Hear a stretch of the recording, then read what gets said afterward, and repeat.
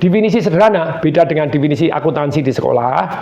Yang namanya aset itu adalah sesuatu hal yang pada waktu kita beli, barang tadi harganya naik, terus kemudian barang tadi menghasilkan uang, memberi makan kita. Kalau kewajiban, begitu kita beli, harganya turun kan mengurangi harta kita. Turun, terus kemudian tiap bulan kita keluar uang, tiap hari keluar uang, tiap tahun keluar uang. Yang jelas kewajiban itu memakan kita. Habis Anda dimakan.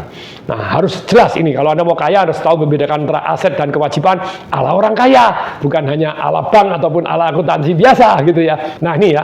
Kenapa orang kaya semakin kaya? Betul, sebagian pendapatan dia ke pengeluaran yang bisa langsung habis atau tidak kembali. Tapi dia sebagian besar masuk ke aset. Dia sabar dan disiplin, sadis dulu. Masuk kemana? Kos-kosan, deposito, saham, atau bisnis yang jalan tanpa kita. Nah, kos-kosan, deposito, saham yang menghasilkan dividen dan istilahnya bisnis yang jalan tanpa kita pun dan menghasilkan duit kita, kita mendadak punya pendapatan kedua. Pendapatan kedua, masuk ke aset yang kedua. Nambah lagi kos-kosan, nambah lagi depositonya, nambah lagi saham-saham. Hati-hati loh ya, tidak semua saham bisa membuat Anda menghasilkan dividen atau bisa tergerus juga.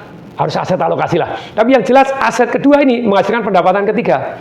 Pendapatan ketiga menghasilkan aset yang ketiga. Aset ketiga menghasilkan pendapatan yang keempat. Pendapatan yang keempat menghasilkan aset yang keempat. Aset yang keempat menghasilkan pendapatan yang kelima. Pendapatan yang kelima menghasilkan aset yang kelima.